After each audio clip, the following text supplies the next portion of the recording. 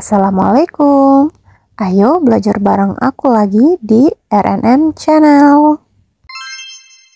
Kali ini aku mau bahas tentang latihan soal kebidanan yang fokus di asuhan kehamilan atau yang berkaitan dengan kehamilan. Kita langsung ke soalnya aja ya.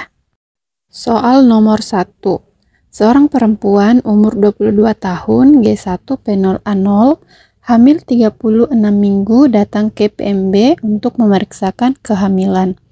Hasil pemeriksaan tekanan darah 150/110, nadi 85 kali per menit, suhu 36,5 derajat Celcius, pernapasan 28 kali per menit.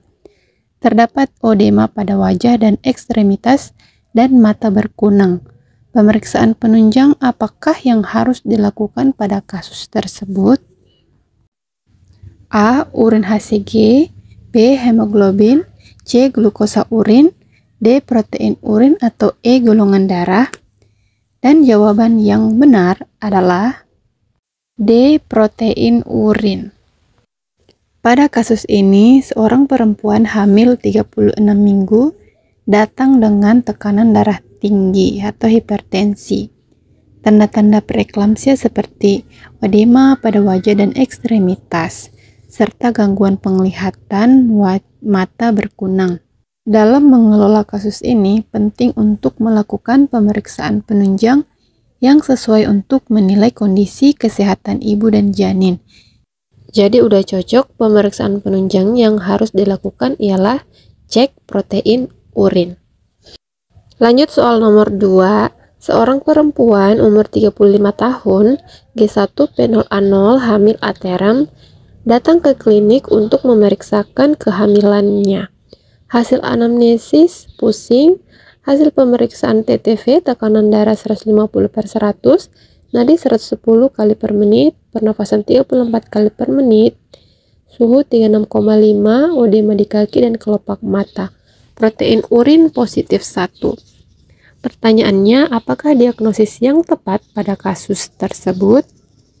Pilihannya A. Anemia, B. Eklamsia, C. Hipertensi, D. Preeklamsi, dan E. Diabetes mellitus.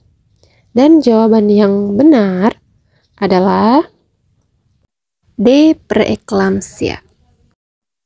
Pada kasus ini, perempuan hamil 35 tahun datang dengan keluhan pusing dan hasil pemeriksaan menunjukkan tekanan darah tinggi. Tekanan darahnya 150/100, denyut nadi 110 kali per menit, pernapasan 34 kali per menit dan suhu tubuh 36,5, serta adanya odema pada kaki dan kelopak mata, serta protein urin positif 1. Dari gejala dan temuan pemeriksaan ini, sudah jelas diagnosis yang tepat adalah D. Preeklamsia. Lanjut soal nomor 3. Seorang perempuan umur 25 tahun G1 P0A0 usia kehamilan 32 minggu dengan keluhan sakit kepala.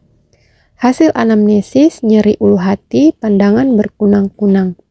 Hasil pemeriksaan keadaan umum baik, tekanan darah 160/100, pernapasan 21 kali per menit, nadi 79 kali per menit, suhu 36,5 derajat Celcius. TFU 30 cm, presentasi kepala DJJ 140 kali per menit, protein urin positif 3. Pertanyaannya, apakah diagnosa yang tepat pada kasus tersebut? Pilihannya A. Eklamsia, B. Preeklamsi ringan, C. Preeklamsi berat, D. Hipertensi kronik, atau E. Hipertensi gestasional. Dan jawaban yang benar adalah C. Preeklamsia berat. Preeklamsia berat memiliki gejala yang serupa dengan eklamsia, termasuk tekanan darah tinggi, protein urin yang tinggi, dan gejala-gejala neurologi seperti sakit kepala yang parah, dan pandangan berkunang-kunang. Namun, ini belum eklamsia ya, karena ditandai dengan kejang yang tidak disebutkan dalam kasus ini. Maka diagnosis yang paling tepat adalah preeklamsia berat. Oke, lanjut ke soal nomor 4. Seorang perempuan umur 26 tahun G2P1A0, usia kehamilan 24 minggu dengan keluhan sering kram pada kaki, biasanya pada malam hari. Hasil anamnesis kaki kaku, hasil pemeriksaan KU baik, tekanan darah 100/80, pernafasan 21 kali per menit, nadi 79 kali per menit, dan suhu 36,5. TFU-nya 18 cm, DJJ 140 kali per menit. Pertanyaannya, pada trimester berapakah kram pada kaki biasanya terjadi pada ibu hamil? Pilihannya A. Trimester 1 dan 2, B. Trimester 2 dan 3, C. Trimester 1 dan 3, D. Trimester 1, 2, dan 3, atau E. Trimester 3. Dan jawaban yang paling tepat adalah B. Trimester 2 dan 3. Kram pada kaki biasanya terjadi pada trimester tertentu dalam kehamilan. Berdasarkan gejala yang disajikan dalam kasus ini, yaitu sering kram pada kaki dan kaki terasa kaku, kita dapat menentukan pada trimester mana kram ini biasa terjadi. Dan opsi jawaban yang paling tepat adalah B, trimester 2 dan 3. Oke, aku mau bahas per trimester untuk lebih jelasnya. Untuk trimester pertama, janin masih dalam tahap awal perkembangan dan fokus utama tubuh ibu hamil adalah menyesuaikan diri dengan perubahan hormonal. Kram pada kaki biasanya tidak terjadi pada trimester pertama kehamilan. Pada trimester kedua, tubuh ibu hamil mengalami pertumbuhan janin yang cepat. Penambahan berat badan dan perubahan hormonal dapat menyebabkan tekanan tambahan pada kaki dan kram pada kaki mulai terjadi lebih sering. Gejala ini sesuai dengan apa yang disajikan dalam kasus ini. Dan untuk trimester ketiga, kaki ibu hamil mungkin mengalami pembengkakan yang lebih signifikan karena peningkatan volume cairan tubuh dan tekanan tambahan dari janin yang semakin besar. Ini juga dapat meningkatkan kemungkinan kram pada kaki. Jadi udah cocok. Kram pada kaki itu biasanya terjadi pada trimester 2 dan 3 sesuai jawaban yang benar. Lanjut soal nomor 5. Seorang perempuan umur 25 tahun G3P1A1, usia kehamilan 28 minggu, dengan keluhan sering sesak nafas. Hasil anamnesis, keringat dingin. Hasil pemeriksaan KU baik, tekanan darah 100/80.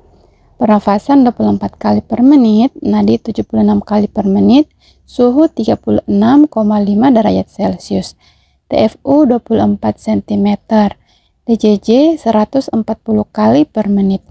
Pertanyaannya, bagaimanakah cara meringankan keluhan sesak nafas tersebut? A. Angkat kedua tangan lurus di atas kepala sambil bernafas panjang. B. Tidur dengan setengah duduk supaya ekspansi paru melebar. C. Jauhi lingkungan yang terdapat asap rokok. D. Memakai baju longgar untuk mengurangi sesak nafas. Atau E. Memakai celana panjang khusus untuk ibu hamil. Dan jawaban yang paling tepat adalah B. Tidur dengan setengah duduk supaya ekspansi paru melebar. Keluhan sesak nafas pada ibu hamil dapat disebabkan oleh berbagai faktor, termasuk peningkatan volume darah, penekanan uterus terhadap diafragma, dan perubahan hormonal. Dalam mengatasi keluhan tersebut, terdapat beberapa tindakan yang dapat membantu meringankan gejalanya. Dan opsi jawaban yang paling tepat untuk meringankan keluhan sesak nafas pada kasus ini adalah tidur dengan setengah duduk supaya ekspansi paru melebar. Udah selesai pembahasan soal kali ini. Semoga bisa bermanfaat untuk teman-teman yang masih berjuang. Jangan lupa ya untuk dukung channel aku dengan cara subscribe, like, komen, dan share. Oke, sebagai penutup, seperti biasa aku mau bacain salah satu kata bijak. Saat kita punya harapan, maka kita akan fokus mencapai tujuan hidup. Oke, tetap semangat!